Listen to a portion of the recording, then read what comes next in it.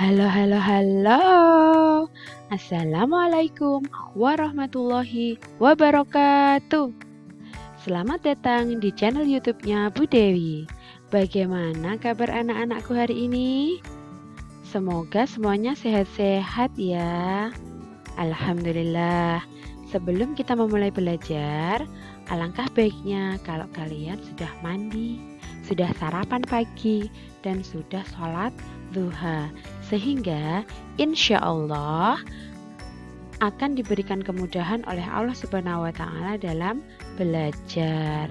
Nah, sebelumnya marilah kita berdoa bersama-sama terlebih dahulu ya. Berdoa mulai. Bismillahirrahmanirrahim. Nah, terima kasih anak-anakku semuanya. Hari ini kita masih bertemu di tema 1, pertumbuhan dan perkembangan makhluk hidup. Subtema 1, ciri-ciri makhluk hidup. Di pembelajaran 5. Nah, sebelum kita masuk ke pembelajaran selanjutnya, nah, jangan lupa untuk like, subscribe, komen, dan bunyikan loncengnya ya. Nah, sekarang kita perhatikan gambar berikut ini. Nah, di sini ada gambar berseri anak-anak. Kita akan coba membaca gambar ini ya. Nah, dari gambar yang pertama itu ada Benny, Udin, dan Edo yang sedang bermain pasir bersama-sama. Di situ terlihat Edo sedang memegang cacing ya anak-anak. Nah, di gambar yang kedua itu ada Benny yang mencuci tangan terlebih dahulu sebelum mengambil makanan yang ada di meja. Tapi si Edo tidak mencuci tangan, langsung mengambil makanan. Dan mereka akhirnya memakan bersama-sama di gambar 3 ini. Tetapi saat mereka memakan bersama-sama, terlihat Edo sedang merasakan sakit perut. Nah, kemudian Benny dan Udin membawa Edo ke rumah sakit. Nah, sekarang dari gambar ini kalian buat cerita sehingga terjadi gambar yang berkesinambungan dari gambar nomor pertama, kedua, ketiga, dan keempat. Kita coba ya membuat ceritanya. Nah, Benny, Udin, dan Edo sedang bermain bersama. Mereka bermain pasir. Setelah bermain, mereka memakan makanan. Sebelum makan, Benny mencuci tangan terlebih dahulu, sedangkan Edo tidak mencuci tangan dan langsung mengambil makanannya. Nah, setelah makan bersama, tiba-tiba Edo merasakan sakit perut. Udin dan Benny lalu membawa Edo ke rumah sakit. Edo sakit perut karena tidak menjaga kebersihan tangannya sebelum makan. Nah, anak-anak, ternyata makan itu juga ada aturannya. Makan jangan asal makan, perut buncit langsung kenyang. Makan pakai aturan yang Nabi ajarkan. Nah, kayak lagunya Dik Rara sama Mas Nusa. Nah, seperti itu ya. Nah, di sini terlihat ada di meja ini ada makanan yang tertutup tudung saji. Nah, makanan yang sehat itu seperti ini nak, yang bersih gitu loh. Nah, makanannya ditutupi tudung saji supaya tidak dihinggapi oleh lalat. Nah, yang kedua ini adalah gambar mencuci tangan sebelum makan supaya kuman atau bakteri yang menempel di tangan kita bisa mati karena terkena guyuran air dan sabun. Nah, seperti itu ya. Yang terakhir ini adalah berdoa sebelum makan. Nah, anak-anak, aturan sebelum makan yaitu untuk tumbuh, makhluk hidup perlu makanan dan air. Makanan yang baik untuk pertumbuhan adalah makanan yang bersih dan sehat. Nah, kebersihan makanan juga akan mempengaruhi pertumbuhan. jika makanan yang kita makan tidak bersih, kesehatan dan pertumbuhan kita akan terpengaruh. Salah satu cara menjaga makanan agar tetap bersih dan dengan menutup makanan. Nah, hal ini perlu dilakukan agar makanan tidak dihinggapi lalat dan hewan lainnya.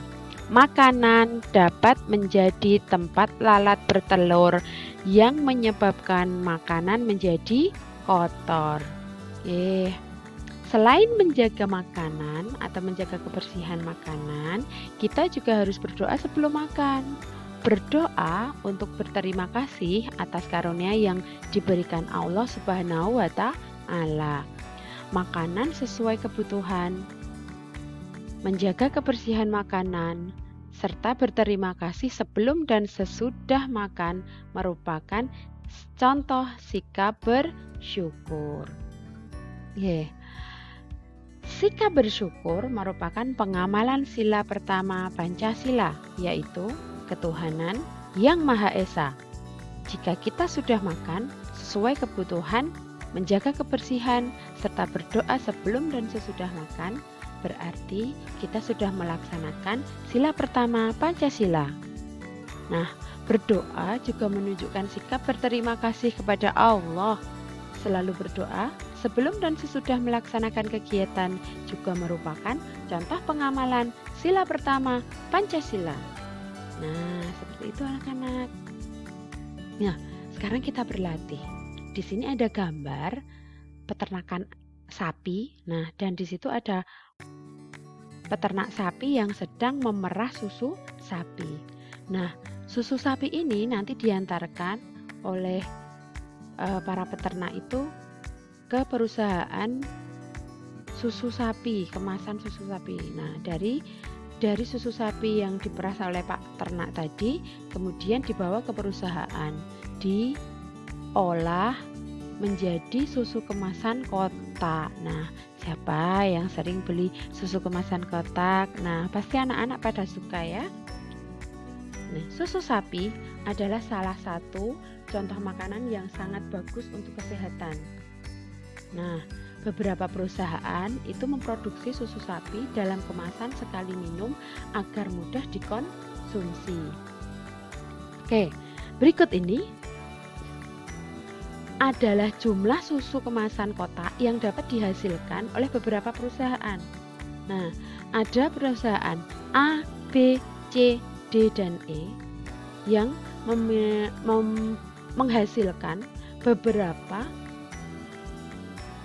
jumlah susu kemasan kotak, yang menghasilkan susu kotak itu dan berbeda-beda ya anak-anak ya. Nah, dari tabel tadi kita akan mencoba menjawab pertanyaan di bawah ini ya.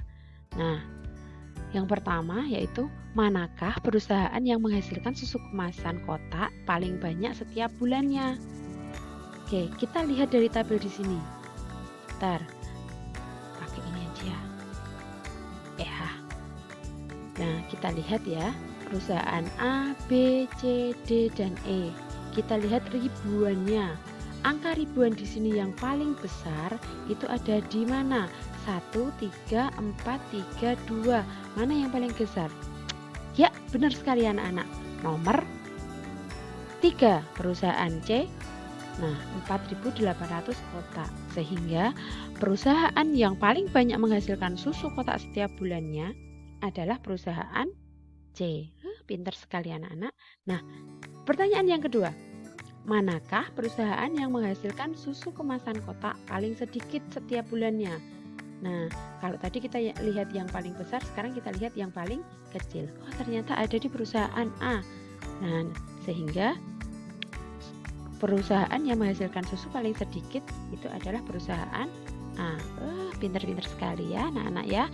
Kita lanjutkan, ada pertanyaan lagi. Nah, di sini masih dengan tabel yang tadi. Kita cari berapakah jumlah susu kemasan kotak yang dihasilkan perusahaan A dan perusahaan D. Perusahaan A dan perusahaan D. Sehingga kita cara menyelesaikan ini nanti adalah dengan menjumlahkan. Nah, perusahaan A menghasilkan 1.200 kotak. dan perusahaan D menghasilkan 3.250 kotak. Sehingga kita bisa menyelesaikan ini dengan cara menambahkan penambahan. Nah, penambahan di sini 1.200 itu kita tulisnya lurus. Nah, lurus ya nak ya. Satuan dengan satuan lurus, puluhan dengan puluhan lurus, ratusan dengan ratusan lurus, ribuan dengan ribuan juga lurus. Nah, terus kita kerjakan dari belakang dulu, yang satuan dulu. 0 tambah 0 adalah, aduh maaf sayang. Oke, sebentar. Gak apa-apa, gini aja. 0 tambah 0 adalah 0. Nah, 0 tambah 5 adalah 5. Ya, 2 tambah 2 adalah 4.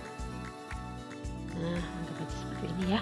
Nah, 1 tambah 3 adalah 4. Nah, sehingga perusahaan A, perusahaan B, nah susu yang dihasilkan ada 4.450. Oke, masih ada pertanyaan selanjutnya anak-anak. Kita belajar terus ya. Nah, ini masih tabel yang tadi. Sekarang jumlah susu kemasan kotak yang dihasilkan perusahaan B dan perusahaan E. Nah, seperti ini cara penyelesaiannya. Perusahaan B menghasilkan 3.000 kotak. Nah, perusahaan E menghasilkan 2.200 kotak. Nah, sedangkan jumlah semuanya ada berapa? Kita hitung dari belakang lagi. 0 tambah 0, 0. 0 tambah 0, 0. 0 tambah 200-an, 2. Nah, 3 tambah 2, 5. Nah, jadi kemasan susu kotak yang dihasilkan perusahaan B dan E ada 5.200. Oke, terakhir dengan tabel yang tadi kita cari perusahaan A dengan perusahaan C. Berapakah jumlah susu kemasan kotak yang dihasilkan perusahaan A dan perusahaan C? Nah, seperti ini cara penyelesaiannya. Perusahaan A itu ada 1.200 dan perusahaan C itu ada 4.800. Nah, kita tambahkan ya anak-anak, dari belakang dulu. Satuan dengan satuannya adalah 0. 0 tambah 0 adalah 0. 2 tambah 8, 2 tambah 8 itu 10. Nah, karena di sini kita tulisnya nolnya saja, karena itu ada 1 sama 10. Nah, 10-nya ini, nolnya kita tulis di sini. 0, satunya kita simpan di sini. Nah, 1 tambah 1, 2, 2 tambah 4, 6. Sehingga hasil dari jumlah susu kotak yang dihasilkan dari perusahaan A dan C ada 6.000. Nah, kita harus sering berlatih penjumlahan seperti ini ya anak-anak. Nanti supaya kamu lebih mudah dalam mengerjakan soal-soal yang lebih sulit dari ini. Ya, oke. Terima kasih anak-anakku semuanya. Kita akan memulai pelajaran besok dengan semangat lagi, dengan senang lagi, karena kita sudah belajar dari pembelajaran pertama sampai kelima ini dengan semangat juga. Terima kasih anak-anak, tetap jaga kesehatan, tetap makan makanan bergizi, olahraga dan berjemur, dan jangan pernah meninggalkan sholat 5 waktumu. Terima kasih, mohon maaf kalau Bu Dewi banyak salah ngomongnya. Wassalamualaikum warahmatullahi wabarakatuh.